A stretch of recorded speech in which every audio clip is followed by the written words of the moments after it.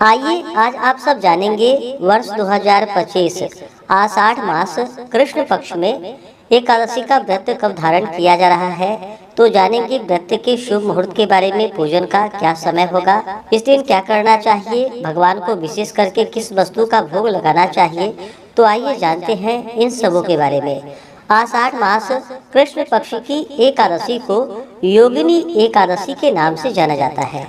आप सभी भक्तों को योगिनी एकादशी व्रत की ढेर सारी शुभकामनाएं। आप सभी के जीवन में लक्ष्मी नारायण की कृपा से आप सभी को सभी प्रकार के सुख तथा समृद्धि की प्राप्ति हो।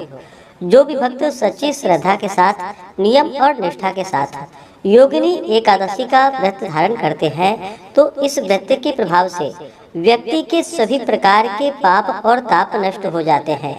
इस व्रत को धारण करने से 88,000 ब्राह्मणों को भोजन कराने के समान पुण्य फलों की प्राप्ति होती है तथा ऋषि श्राप, देवी आपदा जैसे आपराधिक कष्ट, कुष्ठ रोग आदि नष्ट हो जाते हैं तथा इससे सुंदर स्वरूप की प्राप्ति होती है और अंत में भगवान विष्णु के धाम की प्राप्ति होती है। इस दिन विशेष प्रकार से भगवान विष्णु का, माता लक्ष्मी का तथा इस दिन भगवान श्री कृष्ण के चतुर्भुजी स्वरूप के पूजन करने का विधान है। जो भी भक्त एकादशी का व्रत धारण करते हैं उन्हें व्रत के लिए दशमी के दिन से ही व्रत में नियमों का पालन करना पड़ता है।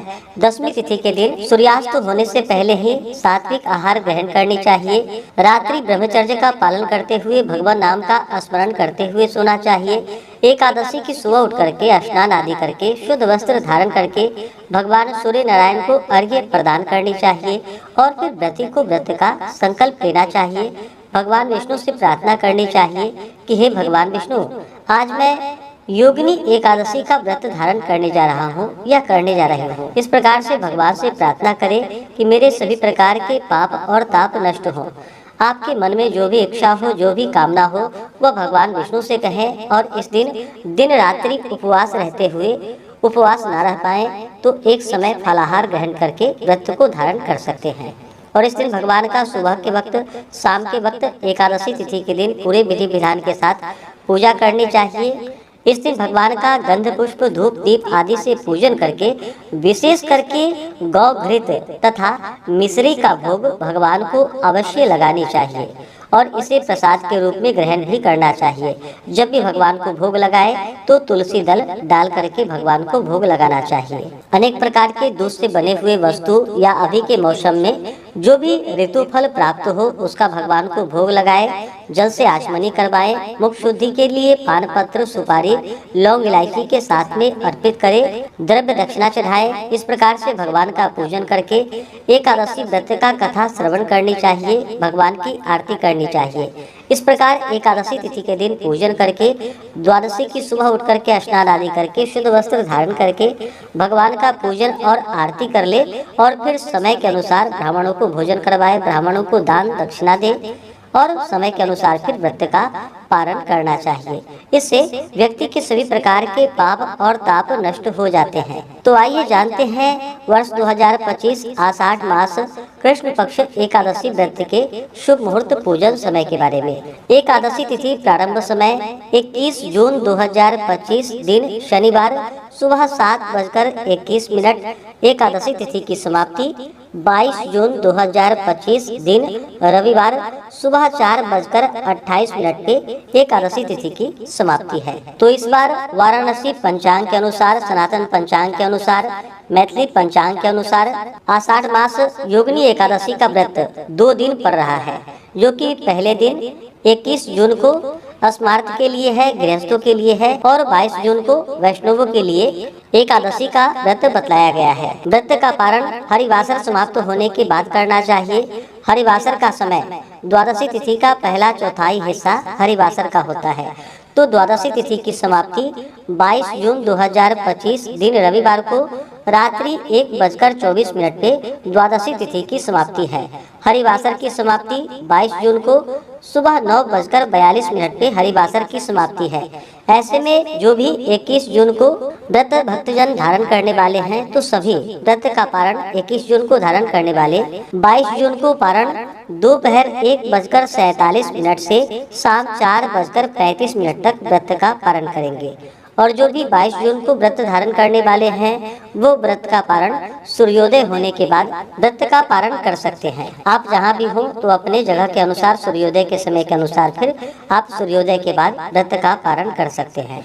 21 और 22 जून को ब्रह्म मुहूर्त का समय सुबह 4:04 से सुबह 4:44 तक होगा। सूर्योदय का समय सुबह 5:09, सूर्यास्त शाम 6:52 होगा। राहु काल का समय 21 जून को सुबह 8:24 से सुबह 10:17 तक होगा। 22 जून को शाम 5:08 से शाम 6:51 तक होगा। राहु काल समय के दौरान कोई भी शुभ कार्य या नया कार्य नहीं करना चाहिए, इस बात का ध्यान रखें। 21 और 22 जून को प्रातः काल पूजा का शुभ मुहूर्त सुबह 4:24 से सुबह 5:24 तक होगा। शाम का पूजा मुहूर्त शाम 7:22 से रात्रि 8:22 तक होगा। अमृत काल का समय 21 जून को दोपहर 1:12 से दोपहर 2:41 तक होगा। अभिजीत मुहूर्त का समय सुबह 11:55 से दोपहर 12:51 तक होगा। विजय मुहूर्त का समय दोपहर 2:43 से दोपहर 3:39 तक होगा। 21 जून को नक्षत्र अश्विनी होगा शाम 7:50 तक, उसके बाद भरणी नक्षत्र होगा। अगले दिन शाम 5:38 तक रहेगा, उसके आगे कृतिका नक्षत्र होगा। 21 जून को योग अतिगंड होगा रात्रि 8:29 तक, उसके बाद सुकर्मा योग जो कि अगले दिन शाम 4:57 तक रहेगा, उसके बाद धृति योग होगा। 22 जून को त्रिपुष्कर योग बन रहा है जो कि शाम 5:38 से रात्रि 1:21 तक होगा।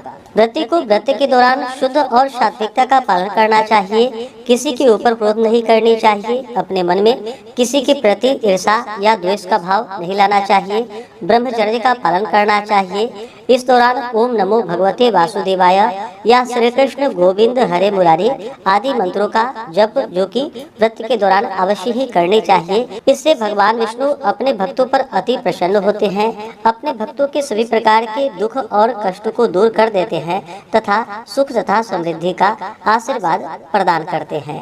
तो आशा करता हूँ कि यह जानकारी आपको अच्छा लगा हो।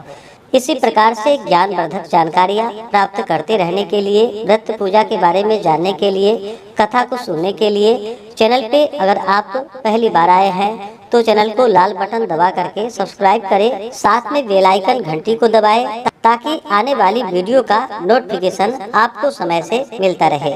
वीडियो को लाइक करें, शेयर करें, सुखी रहें और स्वस्थ रहें। जय श्री राधे कृष्ण। धन्यवाद।